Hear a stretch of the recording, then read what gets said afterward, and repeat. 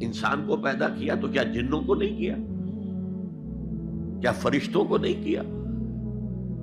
کیا یہ گیلیکسیز پیدا نہیں کی؟ کیا چاند اور سورج نہیں پیدا کیا؟ کیا ہماری زمین کے اوپر زندگی کی جو شکلیں ہیں نباتاتی اور حیواناتی، یہ چرند ہیں اور پرند ہیں اور مچھلیاں ہیں، کس نے پیدا کی؟ سب کچھ اس نے پیدا کیا، لیکن اس کی کریشن کا کلائمیکس انسان ہے۔ سب سے بڑی اس کی تخلیق انسان،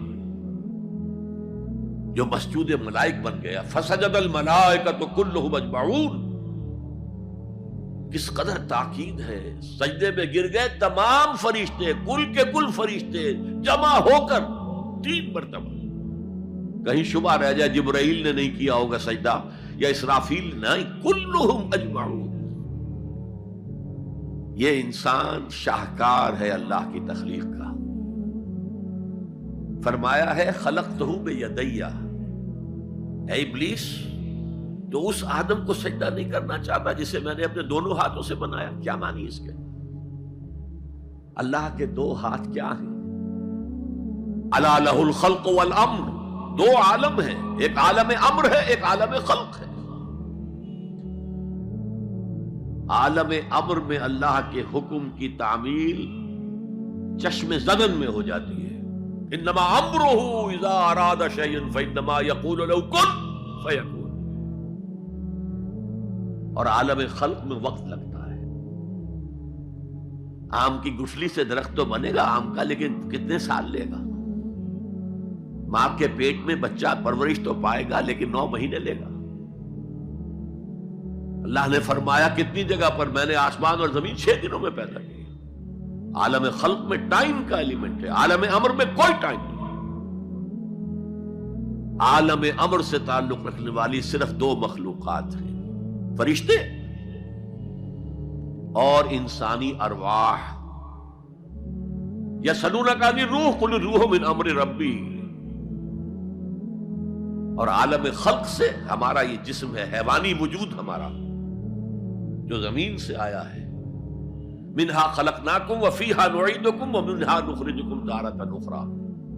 یہ یہاں سے آیا پھر یہیں چلا جائے گا، روح وہاں سے آئی اور وہیں لوٹے گی۔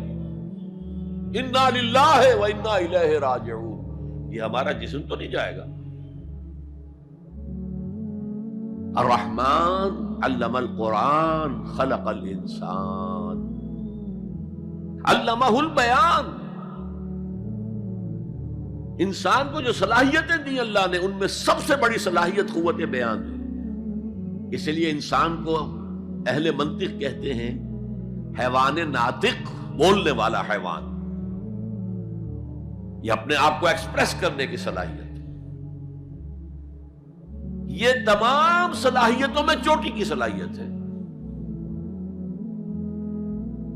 دیکھیے ہمیں آنکھیں دی ہیں، حیوانوں کی بینائی ہم سے کہیں زیادہ ہے۔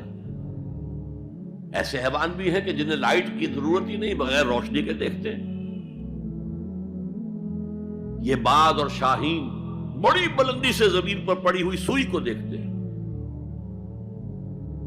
سماعت ہمیں دی تو بہت سے حیوانات کو ہم سے بہت زیادہ سماعت دی۔ آپ گھوڑے پر سوار جا رہے ہیں، آپ نے کوئی آواز نہیں سنی، گھوڑے نے سن لی ہے، اس کی کنوتیاں کھڑی ہو گئی، اینٹینا کھڑے ہو گئے۔ سوار کو معلوم ہوا کوئی خطرہ ہے، اس نے تو کچھ نہیں سنا تھا۔ پھر کتنے حیوان ہیں جو سونگنے کی قوت ان میں کتنی زیادہ ہے، ہر شے کو سونگ کر پتہ کرتے ہیں یہ ہمارے کھانے کی ہے کہ نہیں۔ اصل صلاحیت جو انسان کی صلاحیت ہے وہ قوت بیان ہے۔ آپ کو معلوم ہے بڑے بڑے وکیل ایک پیشی کے 5 لاکھ روپیہ لے رہے ہیں، کیوں؟ ان کے اندر بیان کی صلاحیت زیادہ ہے، تو مقدمے کو خوبصورتی سے پیش کر سکتے ہیں۔ ورنہ وہی قانون پڑھنے والے جو ہیں وکلا، وہ جوتی پٹخارتے پھرتے ہیں، کوئی ان کو پوچھتا نہیں۔ اسی طرح آپ کو معلوم ہے دنیا میں بڑے بڑے جو ڈکٹیٹر بنے ہیں وہ قوت بیان کی بنیاد پر بنے۔ ہٹلر کی فائری سپیچز اس نے کہاں سے کہاں اسے پہنچا دیا۔ لیکن اب ان چیزوں کو جوڑیے. الرحمن علم القرآن، یہ ایک جملہ بنا ہے. رحمان نے قرآن سکھایا. خلق الانسان، انسان کو پیدا کیا. علمہ البیان، یہ 3 ویلیوز ہیں جو 4 آیتوں میں آئی ہیں.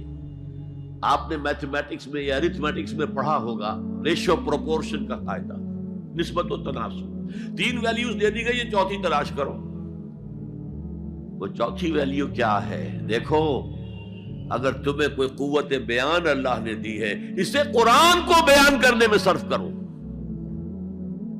جیسے ہم کہتے ہیں کہ توپ سے مکھی نہیں ماری جاتی.